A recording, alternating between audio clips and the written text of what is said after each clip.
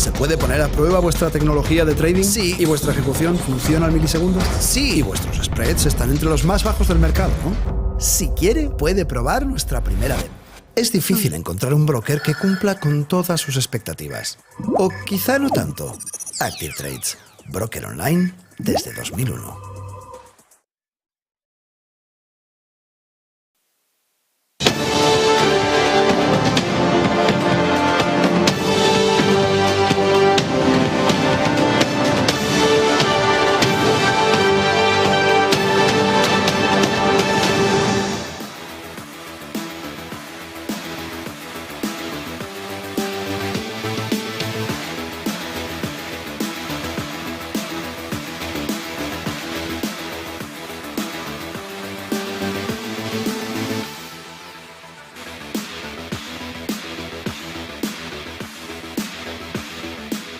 Buenos días, 8 de la mañana, hoy sí, día clave, día D para la inflación en Estados Unidos, para Jerome Powell, que lo veían ahí y que seguro ha estado durante toda la noche, peor que mis pelos, intentando mirar de qué manera puede ver hoy la inflación. Del 6% al 5,1% de crecimiento está ahora mismo la previsión por parte de los analistas. Ojo, porque lo que se ve ahora mismo es un movimiento de tembleque, de calambrazo que puede sentir el mercado, tanto hacia arriba como hacia abajo. Ojo con el movimiento que se espera según Goldman Sachs, en el que prevé que por encima del 6%, algo que a mí me parece bastante improbable, y es que la inflación no solo haya disminuido el crecimiento, no piensen que no está disminuyendo, que lo que disminuye es el crecimiento interanual, pero sigue como una moto, esté en el 6%. Por encima del 6%, dice Goldman Sachs, el S&P 500 se va a meter hoy un guantazo del entorno del 2%, o más.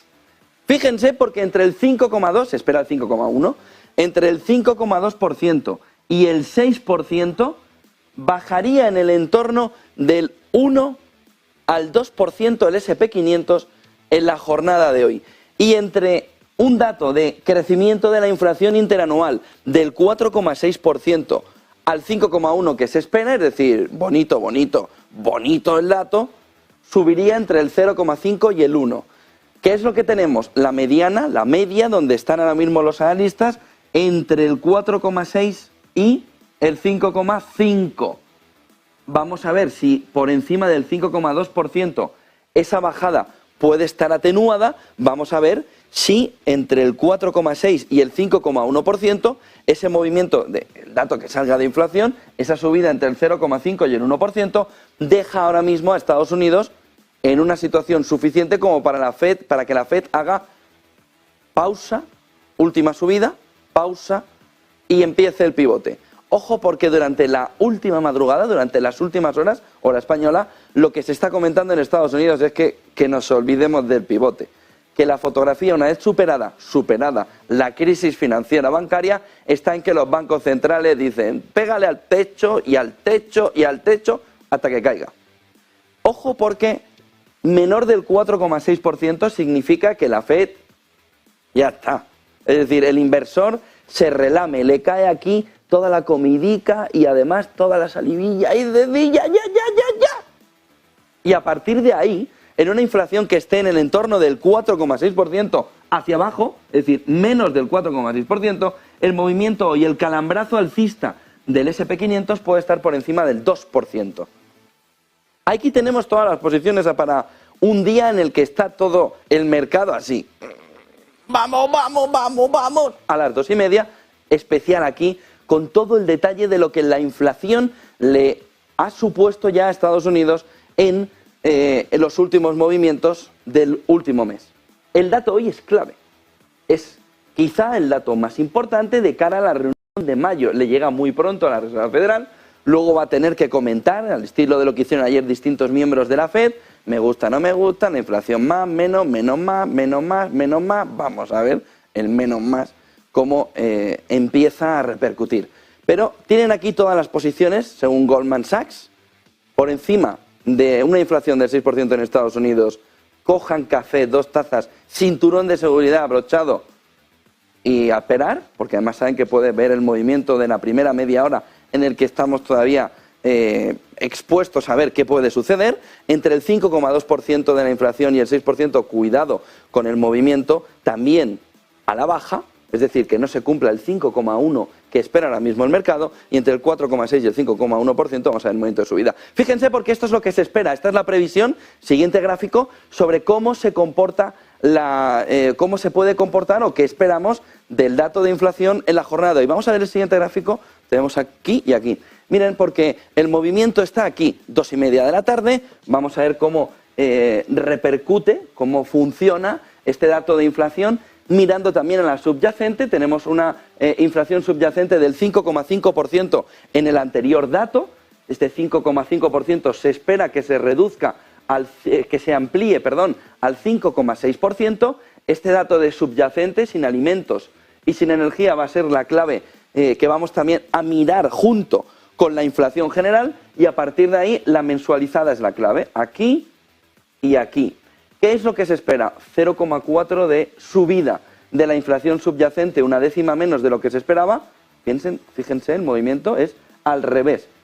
Sube una décima en la interanual, baja una décima en la intermensual. Probablemente Biden, el dato que va a querer destacar es este, cómo ha conseguido aminorar el ritmo de crecimiento de la inflación. Aunque Biden se lo va a contar de otra manera. Biden le va a decir que está bajando la inflación mensual subyacente. Mentira, mentira, mentira.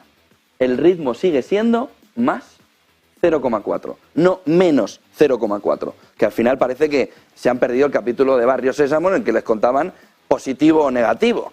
No, es que ya está bajando la inflación. Luego ya tenemos nosotros a Montero aquí, que directamente es que se toma algo para salir a las ruedas de prensa. Ayer dijo que el Producto Interior Bruto de España, esperen la carcajada, ahora que me la estoy conteniendo, es mayor que el de Francia y que el de Alemania. Pero, bueno, pero ¿qué tomas? Comparte, venga, tráelo. ¿Cómo que España? Bueno, es tremendo.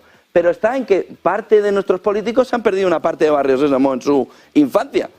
Oiga, esto no es negativo, esto es positivo. Positivo en el sentido de que la inflación nos sigue impactando y de una manera muy agresiva. El problema que tenemos es el que siempre les comentamos, que es que el nivel de la política es lo peorcico. ¿Y qué viene de aquí? Pues el peor que haya. Por lo que esto es positivo. Cuando hoy le vayan a tomar el pelo, cuando salga Biden, esto es positivo, más 0,4. IPC interanual, como les contábamos, fíjense, la caída del 6. La previsión es el 5,1%. Si se cumple 5,1%, además o a pesar de lo que diga Goldman, el movimiento del mercado es de satisfacción. Esto, en términos interanuales, es una caída del 0,9%. En términos interanuales. Pero ¿qué es lo que tenemos en este escenario? Que mirar shelter, inmobiliario y sobre todo energía. Si ya ha dejado de dar el respiro. Y luego el IPC mensual, que esperamos que vuelva a ser positivo, más 0,2%, pero venía de crecer un 0,4%. ¿Dónde se va a centrar Biden? Aquí y aquí, en lo mensual, que es el dato más positivo que tiene para vender sobre todo su carrera electoral, ahora que Bobby Kennedy también le dice, me gusta tu silla. Biden, y por otro lado, Putin, que ayer quiso contraponer al Fondo Monetario Internacional, que dijo algo así, Fondo Monetario Internacional, que la economía estaba anémica y que si no fuera por China, pues estábamos en un crecimiento global que ya de por sí es mínimo para lo que se percibe de las últimas décadas. Gracias a China es un poquito más grande, pero calificó el crecimiento de anémico. A partir de ahí, el FMI dio toda la fotografía de Occidente, contraprogramó Putin con una de las grandes preocupaciones que ve el inversor sobre la economía rusa. ¿Qué está pasando con los ingresos del petróleo? Y sobre todo, ¿qué está pasando con las finanzas? Putin lo explicaba así, lo veíamos aquí en Negocios Televisión, las dos cuestiones clave. La primera, economía rusa. ¿Cómo está? Dicho por Vladimir Putin, escúchenle. No podemos escuchar a Vladimir Putin. Pues vamos a los siguientes temas y luego recuperamos los totales de Putin. China exigirá una evaluación de seguridad a productos de inteligencia artificial. Vamos a entrar en dos temas, luego en claves y a ver si recuperamos a Putin para poder escuchar cómo explicaba su economía. China exigirá evaluación de seguridad a productos de inteligencia artificial. Inteligencia artificial, IA, ChatGPT, que nos va apareciendo en la fotografía. Llega China por su lado y dice, esto se va a hacer a mi manera. ¿Cuál es la manera china? Pues una manera muy china. Los contenidos generados por la inteligencia artificial, dice ayer en un informe China, deben reflejar los valores socialistas fundamentales, sin política que vamos, y no contener contenido relacionado con la subversión del poder del Estado. Vamos, que lo primero que va a hacer es censurar e intervenir. ¿Les extraña de un Estado comunista? Pues lo primero que va a hacer es eliminar todo tipo de libertad, disidencia ideológica, de movimiento alternativo a los valores socialistas fundamentales.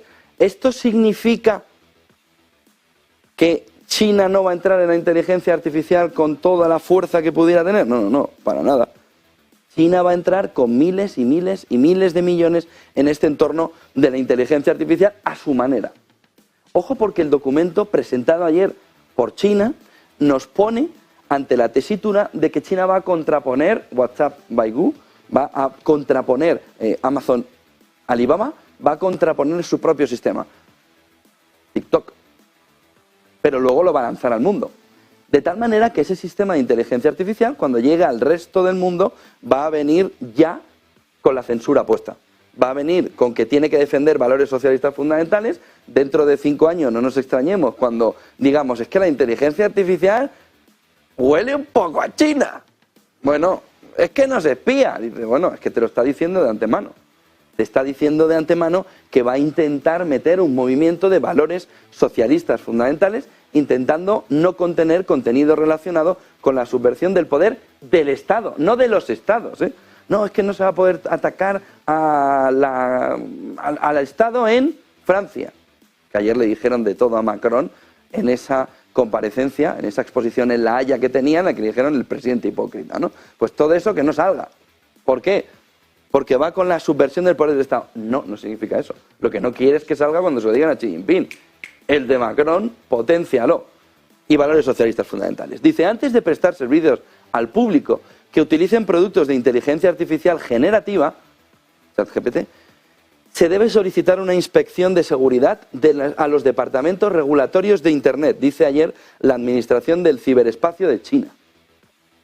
Baidu, Alibaba, JD.com, Netease o ByteDance, que es la matriz de TikTok, han declarado en las últimas semanas que están trabajando en su propio modelo de robot conversacional que va a poner encima de la mesa la fotografía de cómo va a ser ese ChatGPT a lo chino y el modelo en el que se va a intentar implementar. Pero China tiene mucho más encima de la mesa. Fíjense en la siguiente diapositiva, porque nos sale otro tema fundamental encima de la mesa que sobre todo afecta a América Latina, y lo veremos luego. Antes, crudo Brent.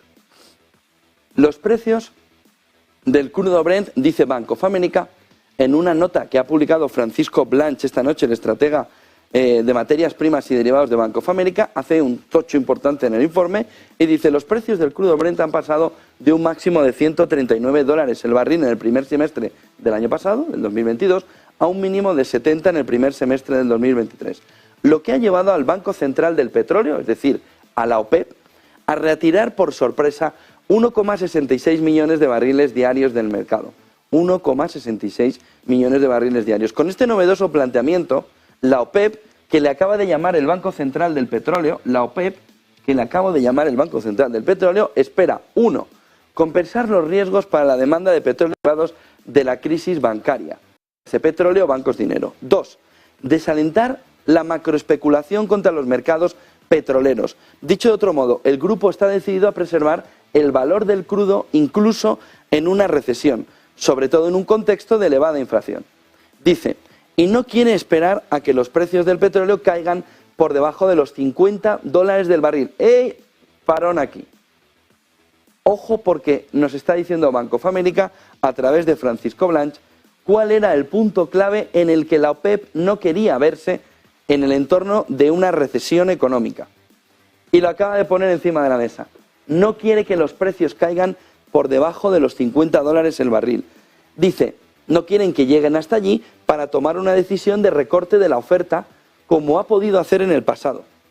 Es decir, la OPEP está jugando al mus con otras cartas, a las que ha jugado en el pasado, que son la de la fortaleza de decir, ante un momento de reducción, yo voy a presionar y presionar y presionar y presionar a Estados Unidos, sacando reservas hasta que ya no le queden y tome el control yo. $50. Luego entraremos en el Brent de los Urales, porque la cara B de toda esta fotografía es como a Putin ahora ya el tope se le va acercando al precio, está en el entorno de los $55 el Brent de los Urales. Si no llega a hacer este movimiento, el Brent de los Urales habría caído al entorno de los 35. ¿Le suena algo? 35. Es decir, si no llega a hacer la OPEP este movimiento, Putin podría estar empezando a ver cómo su petróleo empezaba a cotizar en el entorno donde el G7 no ha tenido lo que tenía que tener para poner el tope al petróleo y encima lo han renovado a $60. Y sin embargo, lo que nos dice Bank of America es que la OPEP, a quien llama el Banco Central del Petróleo, que no es menor, le está poniendo encima de la mesa que no puede esperar a 50. Es decir, si está en 50 el precio del Brent, el de Putin está a 20. Y ahí la ingente cantidad de pérdidas, no por culpa del tope este absurdo y mal puesto económicamente hablando por parte de Occidente, sino por culpa de la recesión, llevaba a Putin a un problema enorme. ¿Qué es lo que ha hecho la OPEP empujada por Putin? Parece evidente, aunque no lo quiera ver Occidente, el G7, Europa, Estados Unidos, meter el movimiento antes. ¿Cuándo? En el entorno de los 78, 77, porque el CLIM, el movimiento de caída del Brent desde los 75, lo dejaba en los 65. Es decir, lo metía al entorno de los $35. Problemón de margen para Putin. Y ahora lo veremos por qué en los totales de Putin, que ahora ya sí tenemos preparados. ¿Qué es lo que dijo ayer Putin? Nos ha ido mal el primer trimestre. Lo resumo yo en mis palabras. Pero no nos va a ir mal el segundo trimestre, ni nos va a ir mal el conjunto del año. ¿Por qué? Por esto.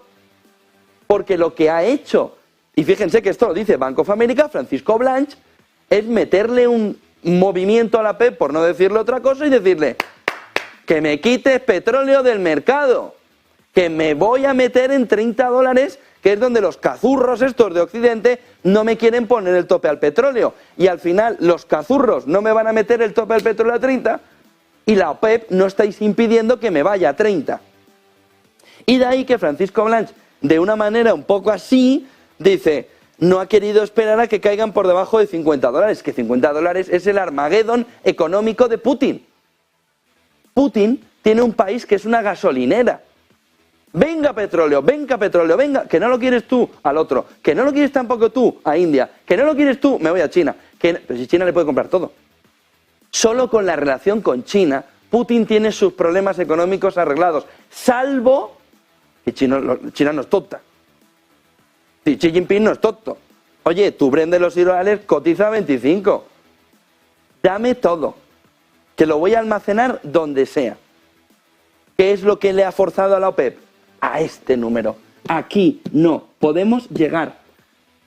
¿Y la OPEP qué ha hecho? ¿Qué es lo que no ha hecho el G7? Cumplir con lo que uno de sus socios dice.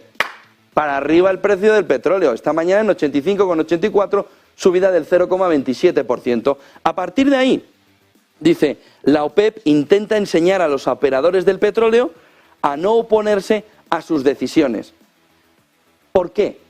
Porque el conjunto del mercado esperaba que la OPEP no hiciera un movimiento antes de la parada de la FED. Dice, aquí, los operadores de bonos han aprendido dolorosamente a no luchar contra la FED. Ahora la OPEP intenta enseñar a los operadores de petróleo a no oponerse a las decisiones, a sus decisiones. No pelees contra la FED, no pelees contra la OPEP, pero sobre todo, no pelees en el precio del petróleo contra los intereses de Vladimir Putin. ¿Qué es lo que aquí no dice Francisco Blanch? Pero es lo que está detrás viendo el comportamiento del precio del Brent de los Urales. Que es que estaba al bordecito. Y ahora, sin embargo, está al bordecito del tope. Ahora está en 55, ahora está mirando que me vas a aplicar el tope. Espérate, oligarcas navieros griegos, 3 más. barcos y flota oscura de Putin a sacar el petróleo. Con toda esta fotografía, ¿qué es lo que ayer planteaba Putin, como les decía antes, en contraposición al Fondo Monetario Internacional? Pues una especie de laportismo, ¿no? De Laporta. No estamos tan mal. Lo que dijo es, pues sí, el primer trimestre, con la caída del precio del petróleo, incluso al entorno de los $70, que lo dice hasta aquí Francisco Blanch, a un mismo de $70, con esa caída los beneficios se han desplomado. ¿Por qué? Porque en un mínimo de $70, Putin se pone con su precio del petróleo a $40. Y ahí el margen se le empieza a estrechar mucho, no del todo. Tiene todavía ahí, en algunos casos, hasta $20 de margen, con esa producción a $20. Pero a partir de ahí ya no puede jugar con fuego. A partir de ahí sus ingresos peligran. ¿Y qué es lo que ha hecho? Lo van a escuchar de Putin decirle a la OPEP, que me subas el precio del petróleo. Si no tenéis que vender, no vendáis. Pero el precio del petróleo tiene que subir de manera inmediata o mis cuentas se van. Y ahora nos puede aprovechar el G7, Yellen, Sánchez, von der Leyen, Macron, Scholz y cualquiera de estos a decirnos el tope está funcionando. Es mentira. El tope no está funcionando. Principalmente porque el precio de Putin está por debajo del tope. Y aunque no hayan estudiado ni matemáticas, porque no lo veían considerado en su tiempo, como dijo una ministra aquí en España, ni hayan visto de qué manera se puede comportar el precio del petróleo en determinados entornos de la OPEP, la realidad es que Putin no ha permitido todavía que el tope entre en vigor en cuanto al precio. Lo ha mantenido por debajo, en el 55. ¿Lo quiere subir Putin? Sí, claro. ¿Cuándo? Cuando la flota oscura de Putin pueda sacar todo el petróleo al mercado. Esto decía Putin en la jornada de ayer alrededor de la economía rusa. Y luego veremos el petróleo. Escuchen. También podemos estimar que la actividad económica va a desarrollarse aún más. Esto se indica por el índice importante como el PMI, que en marzo alcanzó 56,8 puntos, lo que es un tercer récord de toda su historia y apunta a la tendencia positiva al optimismo de desarrollo de empresas nacionales. En general, podemos notar que la economía rusa sigue desarrollándose de forma muy activa en el marco del nuevo modelo de crecimiento. A finales de abril, el PIB de Rusia crecerá de forma considerable. A finales de abril, PIB de Rusia, que iba a ser el Armagedón total, dice Putin, crecerá considerablemente. Ya están todos los servicios de estudios en Europa y sobre todo en Estados Unidos intentando contraponer una caída que nunca llegó. Ni del 22%, ni del 25% de su Producto Interior Bruto, ni del 15%, ni del 12%, iba pum, pum, pum, pum, ni tal. Ahora está el movimiento en el entorno, además, de una inflación del 3%. Y ahora que aparece en Occidente, no nos creemos los datos de Putin. Nos pensamos desde Occidente que los datos son erróneos. Sin embargo, ese mensaje, que puede resultar optimista, se contrapone con la aceptación de que sí han tenido un problema de ingresos por culpa de la caída del precio del petróleo, no del tope, del precio del petróleo. Escuchen a Putin. Me gustaría remarcar que los ingresos que no están relacionados con petróleo y gas crecieron en un 14% o 1,4 trillones de rublos. Los ingresos de petróleo y gas se disminuyeron en 1,3 trillones de rublos. Esto está relacionado con la coyuntura y algunas especialidades específicas de coyuntura de precios del año pasado. Se espera que al final del próximo trimestre, en el contexto de crecimiento de precios de petróleo, la situación cambiará y el presupuesto recibirá ingresos adicionales de este sector. 8:23, y Putin lo que plantea ahí es, ojo, porque en el siguiente trimestre, ahí los ingresos van a crecer en el mercado del petróleo. Es decir, la OPEP tiene el mandato por parte de Rusia, segundo gran productor dentro de la OPEP, junto a Arabia Saudí, de ponerle un aumento al precio del petróleo mediante una reducción de la producción. Y es un cártel. Aunque le cueste a Occidente, el cártel es el de oferta, no el de demanda. El cártel de oferta le va a meter un subidón al precio del petróleo. ¿Hasta dónde? Hasta ahora 85,79, subida del 0,2. Pero hoy todo esto está parado a la expectativa del dato de inflación. Si podemos llegar a una recesión más profunda de lo que se espera, el Brent empezará a padecer. Fíjense, el West Texas también por encima de 81 y todo plano. Fíjense, SP500 más 0,02, más 0,06 Dow Jones, menos 0,05 Nasdaq en futuros, Eurostoxx 0,09 en positivo, 0,04 DAX y VIX en 19,80. Es decir, calma total en el agua, platito, así el agua, muy calmado todavía. Gas natural arriba, sobre todo después del movimiento que tuvo el lunes del 9%. Parece que ha tenido ahí un repunte importante y espero con un poco más de calma el dato de inflación hoy. El dólar, que le están cayendo chuzos de punta, 101,73. El euro cerca del 1,10, 1,097. Significa que si hoy el movimiento es muy bueno de caída del crecimiento de la inflación en Estados Unidos, el euro se va a meter un rally importante porque la FED ya no va a tener más margen que una posible subida de 0,25 puntos básicos. La libra también muy fuerte, 1,24,5. Escucharemos a Bailey junto a Decos. Y la renta fija, mirando a ver de qué manera puede subir, pero muy contenida, ya empezando a ver cuál era el final del camino, sobre todo en los tramos largos, lo que está también empinando la curva de que nos pueda llevar a la recesión, ese diferencial entre el 10 y el 2 años americano. Miren las 5 claves del día, a pesar de todo lo que hemos hablado ya, la fotografía viene muy marcada por la inflación hoy a las 2:30 hora española. A partir de ahí, la fotografía sobre todo de cómo viene, como dijo el Fondo Monetario Internacional, que estaba anémica la economía en Occidente, con ese aterrizaje forzoso si persiste la inflación, que nos dijo ayer el Fondo Monetario Internacional. Y el otro punto importante del día viene relacionado con ver de qué manera Wall Street va a hacer frente hoy y los próximos días a la mayor posición bajista desde 2011. Cuando decimos aquello de cinturón, 2 tacitas de café y a esperar que viene un poco relacionado con que ahora mismo el mercado empieza, a pesar de ser muy bullish en algunos aspectos, solo tenemos que ver el primer trimestre del año más esta continuación de abril, a empezar a ver de qué manera se está generando el caldo de cultivo de la caída, del movimiento a la baja. Hoy hay varios informes que nos apuntan desde la banca privada norteamericana que en los próximos 3 meses, 6 como mucho, el movimiento de descenso podría ser del entorno del 10-12% SP500. Lo que se ve es que vamos a hacer frente en la jornada de hoy al dato de inflación en el mayor movimiento de posición bajista desde 2011. ¿Qué puede suceder en cuanto a positivo? Que el dato sea muy bueno, se rompan los cortos y vayamos al cambio total, es decir, a un giro de tortilla que nos hace precisamente estar en el lado contrario, un subidón espectacular por ver que los peores pronósticos se acaban de marchar y que se mira en una manera más optimista.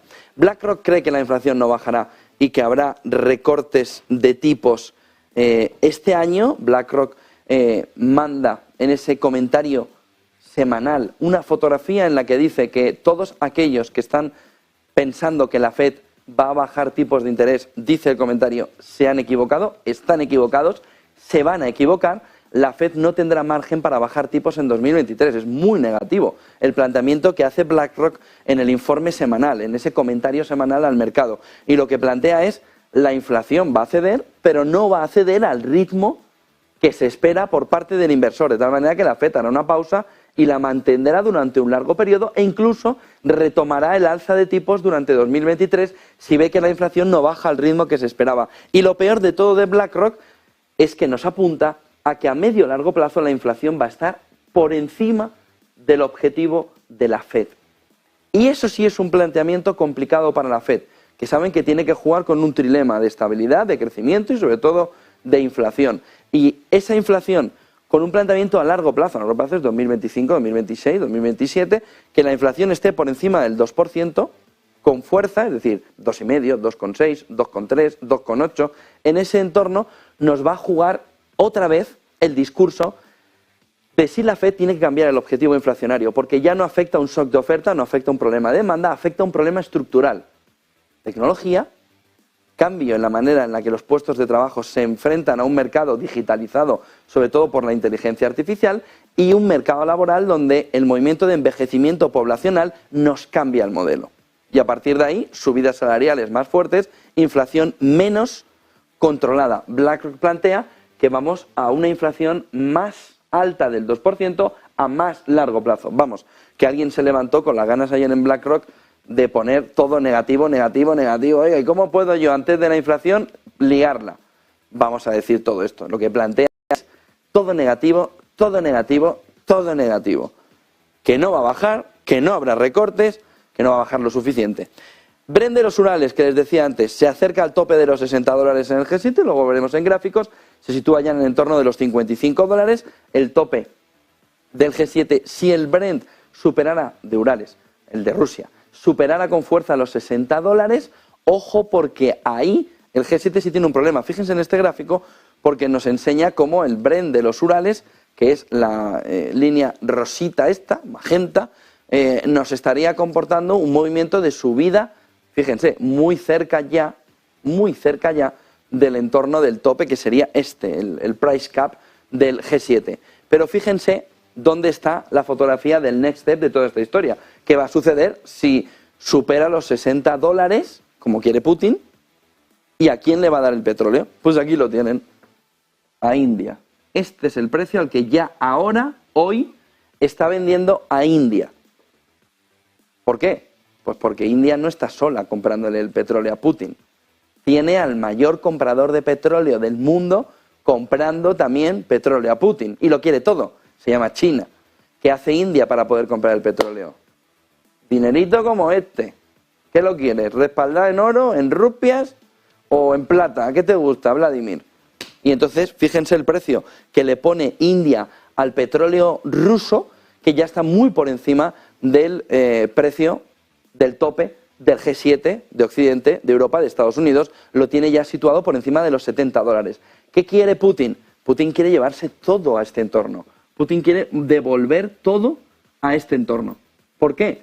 Porque significaría que en términos comparativos con el año pasado estaría perdiendo solo en el entorno del 25% de esos ingresos que el año pasado tuvo, pero seguiría teniendo un margen descomunal. ¿Cuánto margen? Desde aquí, desde los famosos $30 que se le está diciendo desde Alemania, desde Frankfurt, pero ¿qué estáis haciendo? Ese pero que estáis haciendo está aquí, $30. E incluso distintos informes, sobre todo rusos, de hace años, ahora ya se preocupan de no ponerlos en público, lo contrario a lo que haría Europa, lo que dicen es que el margen de Rusia empieza desde aquí. Por eso Bloomberg sitúa en este magnífico gráfico desde los $20. ¿Por qué? Porque en $20 sí que es la ruina. Y la propia Rusia ha reconocido en el pasado, en los últimos años, no en estos ya de guerra de Ucrania, que su margen empezaba a partir de los $20. Vamos a pensar que le han subido los costes, $30. Pero es que fíjense hasta dónde se puede llevar el margen si Vladimir Putin consigue, a través de lo que Bank of America llama el Banco Central del Petróleo, que el precio del petróleo se vaya a los $70 y pico, el de los Urales, no la venta a India, porque este gráfico nos enseña que desde el mes de marzo del 2023, India empieza a comprar en paralelo al precio. ¿Por qué? Para que no vaya a China. ¿Por qué? ¿Qué sucede aquí? La reapertura de China. Con la reapertura de China, China demanda más, demanda más, demanda más. A Rusia no le termina de preocupar este problema porque es que está vendiendo pues como una gasolinera. Y otro coche, venga, venga, boom, boom, boom, boom, boom, en un puente. Como una gasolinera en un puente, uno detrás de otro, venga, venga.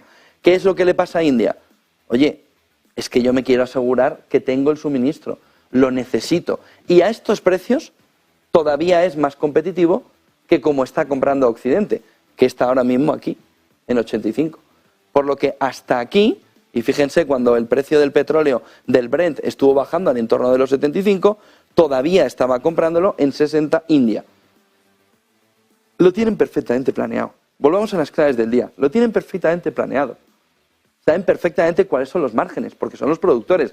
Saben perfectamente qué necesitan. Y saben perfectamente que esta baza de la energía supone el cambio económico profundo de la economía del bloque de China-Rusia frente a la de Occidente. ¿Tú tienes tecnología? Cosa que vamos a poner en duda. ¿Tú tienes la tecnología? Perfecto. Yo tengo el petróleo. Yo tengo la energía. Último punto del día, se lo comentábamos antes, es otro de los puntos que hoy en Asia más se está hablando. El cambio de fotografía respecto a Latinoamérica. Durante toda la noche distintos informes de banca privada en Asia, sobre todo compañías no occidentales en Asia, sino asiáticas, sobre todo chinas, están planteando el cambio estratégico de este nuevo mandato de Xi Jinping. Y el planteamiento es, pero si litio ya tienen todo lo que quieren para las baterías. ¿Qué dos cosas hace para Occidente poner en jaque la transición energética, además del petróleo y del gas, que es a corto plazo? A largo plazo, ¿qué es lo que pone en jaque a Occidente? China. Placas solares, 90% de todo el material se fabrica en China, y baterías. ¿A dónde se ha ido Tesla a fabricar esa megafactoría con esas megabaterías para hogares? A China. ¿Por qué? Por la materia prima, por el litio. Pero una vez que ya ha conseguido ser una oportunidad para el conjunto de países en Latinoamérica y además conseguir todo el suministro que quería con los países de América Latina, México, Perú, Chile, Argentina, la propia Brasil, lo que busca China, Brasil, que Lula va precisamente a ver a Xi Jinping, lo que se plantea en los informes esta mañana es que China ya no busca solo materias primas, sino que busca servicios. Busca convertirse a través del desarrollo todavía mayor, tecnológico, no de transición energética, supone que la tecnología la tiene el otro bloque, tecnológico, busca adentrarse en determinados entornos económicos que puedan ser clave para ellos. ¿Y dónde ha puesto el foco Xi Jinping según esos informes? En obras públicas, vamos a dejar créditos oficiales, en infraestructuras, en potenciar un poco más todo el entorno del litio para las baterías de coches y sobre todo en los créditos oficiales. ¿Por qué? Porque en América Latina lo que se está mirando, en Hispanoamérica, es la fotografía de cómo China se puede convertir en ese banco, ese gran banco central, en ese gran banco mundial, en ese gran Fondo Monetario Internacional para la región. ¿Y qué es lo que se ha visto ampliar en los últimos años? El movimiento de préstamos, de créditos oficiales a gobiernos, muchos de ellos gastones, que lo que hacen es, tengo la vía aquí, porque la otra del Banco Mundial y del FMI, ese movimiento a través de otras estructuras que Occidente me da, me están ahogando. Por lo que me voy a ir a buscar la alternativa que está dando China, que lo que hace es mezclar las tres cosas que señala el informe esta mañana, que señalan los informes de esta mañana: obras públicas, créditos oficiales e infraestructuras. Te doy créditos oficiales, ábreme la mano para infraestructuras y obra pública, que es donde quiero que mis empresas crezcan y es donde quiero hacer negocio. De tal manera que la fotografía de este mandato de Xi Jinping empieza a ser muy diferente. Es multilateral, ahora sí quiere participar en la discusión social y en la discusión geopolítica a nivel internacional, y ahora empieza a mirar a los países donde tiene una clara influencia con otros ojos. Ya no quiere solo las materias primas, es verdad que en muchos sitios ya las tiene prácticamente todas, sino que quiere servicios, quiere infraestructuras, quiere obra pública. 8:37 de la mañana con toda esta fotografía, IPC, inflación, inflación, hoy a las 2:30. Es el dato clave. A partir de ahí, el temblor del mercado, el calambrazo que se va a vivir seguro hacia arriba o hacia abajo, pero que vamos a vivir a partir de las 2:30 de la tarde. Eva Villanueva, ¿cómo se le espera todo ese movimiento del IPC en Asia y cómo aquí en España también se le espera en Europa a la apertura del mercado? Mañana, además, una vez que hayamos perdido el foco de la inflación, vamos a tener el lío de Ferrovial. Pues sí, la verdad es que una semana más promete intensidad, dato macro por excelencia, esa inflación, y con permiso después llegarán las actas de la FED.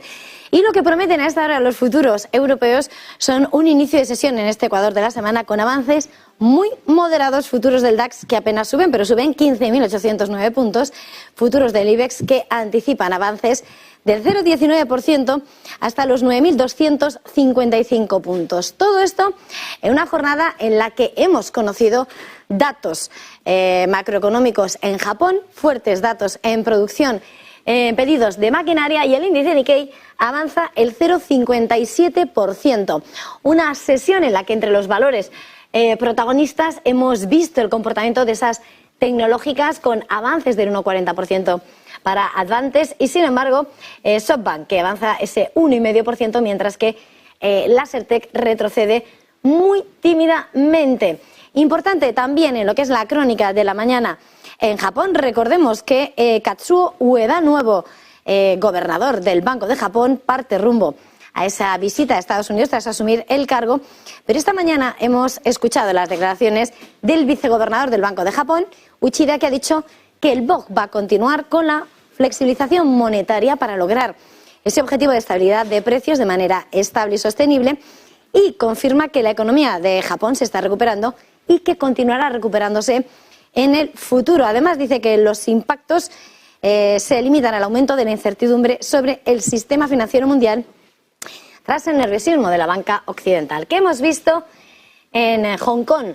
Retrocesos del 0,89%, mientras que en el lado tecnológico la caída ha sido mayor, del entorno del 2%, con caídas más importantes en títulos como Alibaba, que está ahí desarrollando esa inteligencia artificial, y títulos como Tencent, que pierde un 4,5%. Pero vamos a hacer una parada más allá, varias referencias en geopolítica, porque por una parte China está estudiando, en medio ya ha dicho que va a mantener la presión en torno a Taiwán, planea imponer una zona de exclusión aérea al norte de la isla autónoma, de la que reclama su propiedad, pertenencia a la propia China. Pero importante lo que ha pasado en Corea del Sur. El Kospi apenas avanza en una jornada en la que lo que sí hemos escuchado es como el regulador financiero ha dicho que los rumores sobre problemas financieros en varios bancos, cajas de ahorros locales, están infundados, y ha advertido de que tomarán acciones legales contra aquellos que estén involucrados en esas informaciones que asegura son inventadas y en difundir los rumores.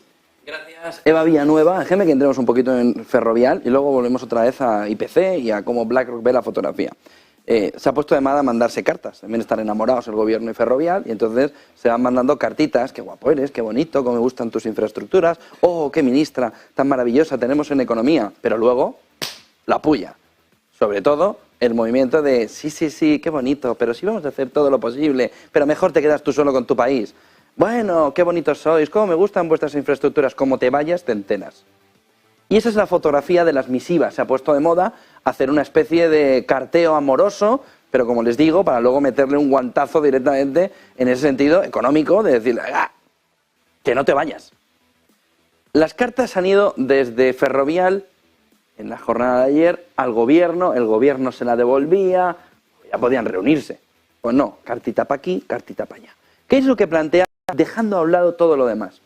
Miren, mal empieza España en ese camino de entrada al semestre en el que va a ser presidente Sánchez de la Unión Europea, España ocupando la presidencia europea, saltándose uno de los principales principios de la Unión Europea, el de establecimiento en cualquier lugar de la Unión Europea. Que el propio presidente entrante, que lo va a ser enseguida, empiece su mandato poniéndole pegas a una empresa y diciéndole, te vas a enterar fiscalmente, como hagas finalmente el movimiento mañana jueves en la Junta de Accionistas, refleja el carácter estrambótico, esperpéntico de Europa. Pero más concretamente de España, que es muy europeísta hasta que Holanda tiene unas mejores condiciones. Es muy europeísta hasta que dicen, oiga, es que yo quiero cotizar allí. ¿Y dónde está la mentira más grande de estas misivas? La mentira más grande viene en la misiva del gobierno, que le dice a Ferrovial que no tiene ningún problema para cotizar en España, para luego decirle que ese dual listing lo está empezando a negociar con operadores en Estados Unidos, para Wall Street. Oiga, pero, ¿os pensáis que somos todos tontos? Si tú estás empezando a negociar la posibilidad del dual listing, significa que no es posible ahora mismo. Oiga, es que mañana empiezo a... No puedes. Entonces, ¿por qué no mientes en la misiva y intentas mentir a Ferrovial diciéndole que mañana puede cotizar? Para en la misma carta decir que el dual listing, cotizar en España y en Estados Unidos a la vez, que ya se les podía haber ocurrido, en lugar de tanta tontería que han hecho en los últimos 4 años, haber pensado un poco en las empresas. En lugar de haber estado atizando a las empresas, se podían haber planteado haber ayudado en algo a las empresas, sin perder el carácter socialista. El presidente portugués habría hecho eso hace 2 años y medio, pero sin inmutarse, sin despeinarse. Y sin embargo, el gobierno ha preferido estar dando colleja, más colleja, más colleja, más colleja, no solo al presidente de la COE, sino a todas las empresas. Y si estaban cotizadas, lo habrán escuchado, las del IBEX, el lobby de las del IBEX, que va contra este gobierno. Y el gobierno se ha equivocado. Y lo mejor que puede hacer es admitir y corregir. A Ferrovial la has perdido en un porcentaje muy amplio. Puede haber mañana una sorpresa y que se queden. ¿Y cómo se quedan? cómo se quedan.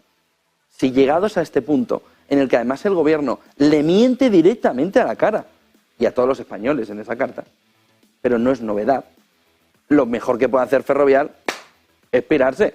¿Por qué? Porque a la mínima que suceda, le van a cambiar las condiciones del juego, como le ha pasado a la banca, como le ha pasado a las energéticas. Lo que no se da cuenta el gobierno, que esto es un problema de seguridad jurídica, que en España, ahora mismo, la seguridad jurídica está puesta en entredicho. Sobre todo, cuando el gobierno decide cambiar todo el sistema fiscal del país, que además probablemente sea inconstitucional, y ya está recurrido por inconstitucional, aunque tampoco es la primera vez que incumplen la Constitución, sobre todo, por ejemplo, lo que sucedió en 2020 con la forma del confinamiento. De tal manera que, si ya hicieron eso, imagínense en este contexto. ¿Qué más le da incumplir la Constitución cambiando todo el sistema fiscal con una sola norma? Voy a atacar a la banca y a las energéticas cogiéndole no del beneficio un impuesto. Usted gana mucho, le quito el beneficio, sino de los ingresos, que es probablemente inconstitucional. Y si no es inconstitucional, pues es que habrán hecho lo que tengan que hacer para considerar que es constitucional. Pero ahora mismo ese es el problema, que no nos creemos la seguridad jurídica en España. Ni los inversores institucionales, ni los inversores españoles, ni las empresas españolas que quieren volar fuera para conseguir salirse de toda este mare magnum de problemas burocráticos. Oiga, es que usted ha cambiado el sistema fiscal. Le ha dicho a las energéticas y a los bancos que los impuestos ya no van sobre el beneficio, van sobre los ingresos. ¿Ustedes se imaginan que ahora cambiaran el IRPF, ahora que hemos empezado la declaración de la renta, y que a usted le diga, no, el IRPF va sobre los ingresos? Ya, pero es que eso incluye impuestos. No pasa nada. El IRPF va sobre los ingresos, y a partir de los ingresos yo le pongo cuánto le quito. Y digo, usted, que yo igual no tengo para comer. Pues ese es el problema de lo que está haciendo el gobierno, que está haciendo de chivo expiatorio a energéticas y a bancos, pero el resto de empresas que todavía no tienen ese problema piensan que le va a venir en cualquier momento. Pero de estas misivas, lo peor de todo es que el gobierno vuelve a mentir. No es verdad que ahora mismo se pueda cotizar con el dual listing en España y en Estados Unidos. Está el gobierno, y lo pone la misiva, negociando poder hacerlo.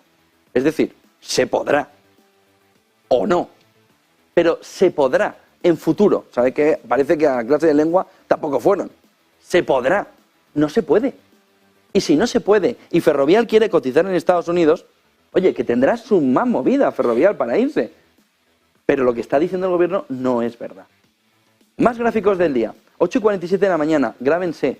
Inflación, 2:30 de la tarde, aquí especial. Gráficos del día. Fíjense lo que estábamos comentando alrededor de cómo ve BlackRock dónde va a quedar la inflación a largo plazo. Fíjense, porque en este gráfico de su informe semanal lo que se percibe es que ese punto verde, esa expectativa de la inflación, va a estar por encima del 2% en el largo plazo, 2028.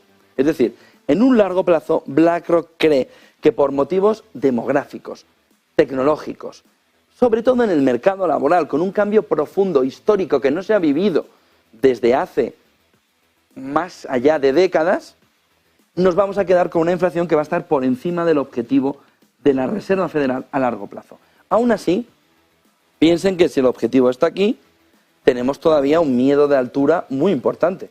A partir de aquí pueden pasar muchas cosas, pero no parece que la caída pueda tener una continuidad. Ojalá la tuviera para el mercado, pero la realidad, y para el ciudadano, pero la realidad es que la inflación parece que empieza a darnos síntomas, sobre todo por la subyacente, de que va encontrando suelos por el camino para apoyarse.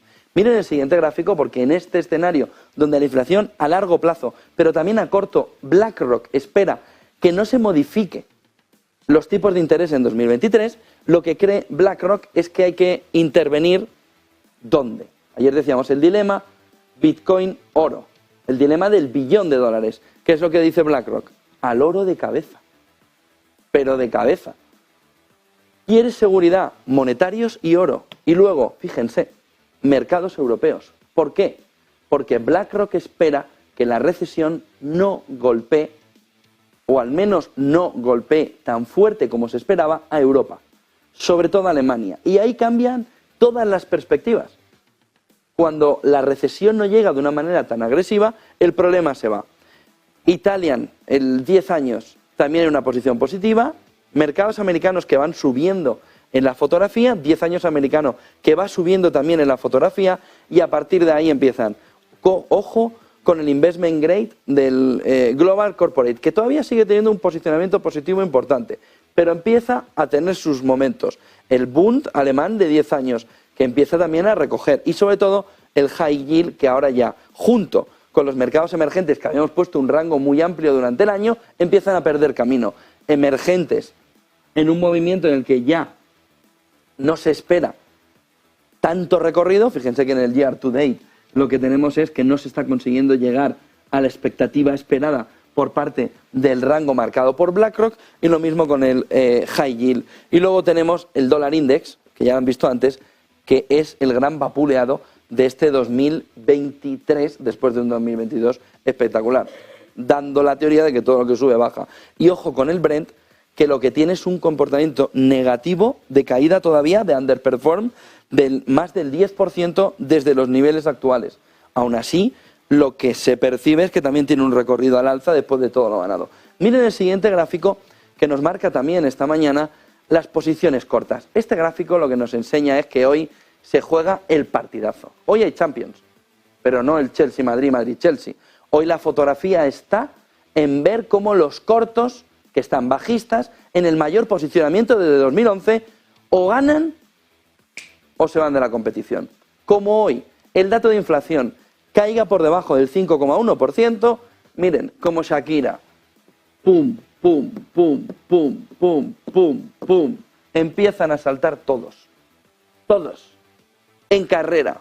Goldman, el movimiento de Tech Short, el movimiento de industriales, el movimiento de materiales, todo a freír espárragos. Hoy es el partido clave. Si ese movimiento inflacionario está por debajo del 5,1%, van a disfrutar haciendo el salpique ese sobre todos los cortos. Van a empezar a volar, pum, pum, pum, pum. Hoy es un día clave para el mercado. Hoy es un día clave en la visión a 2 meses vista. Porque la Fed ya sabemos que va a subir 0,25. Tiene que pasar otro Silicon Valley Bank para que se lo piense. Miren el siguiente gráfico, que nos marca en este escenario cómo estamos. Calentito está el croissant para sacarlo del horno, dejarlo un ratito enfriar y comérselo. La recesión.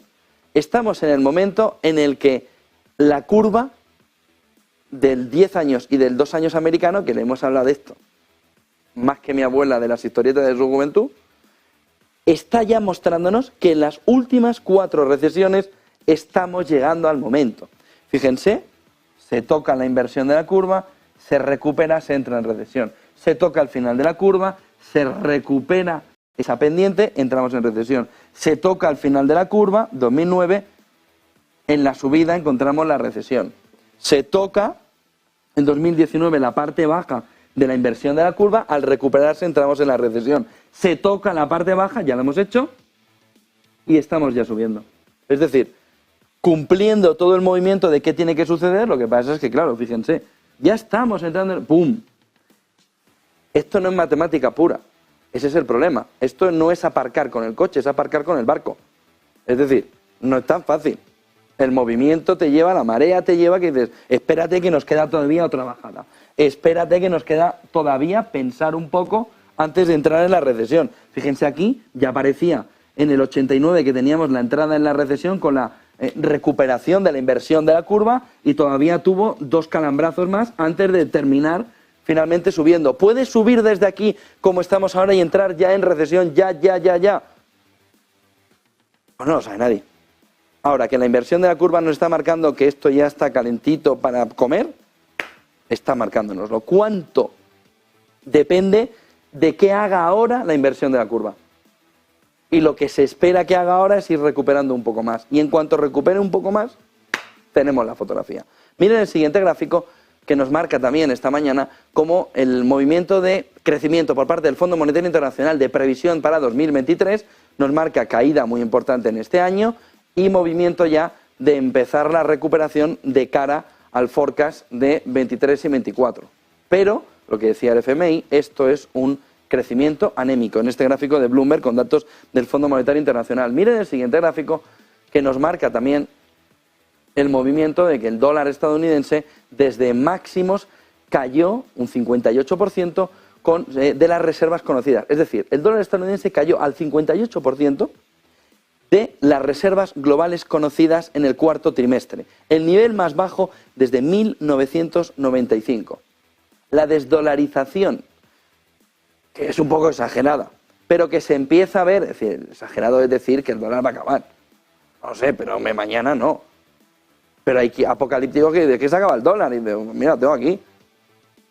Ese movimiento de reservas sí se percibe ya y les da una parte de razón, pero muy lejana de sus objetivos finales de todos estos economistas que dicen ya se ha acabado. ¿Por qué? Debido a la debilidad del dólar en el cuarto trimestre y a la confiscación de las reservas del Banco Central de Rusia y los posibles planes para usarlas para ayudar a Ucrania para reducir ese atractivo del dólar. ¿Qué es lo que estamos viendo? Un movimiento del euro que por cómo salió vapuleado el año pasado ha crecido en las reservas, era el mejor momento para comprar a 0,97, 0,96 y en ese movimiento el dólar era complicado de comprar por lo apreciado que estaba. Ahora la fotografía cambia y parece que el nivel de porcentaje de las reservas globales también caminan, también crecen.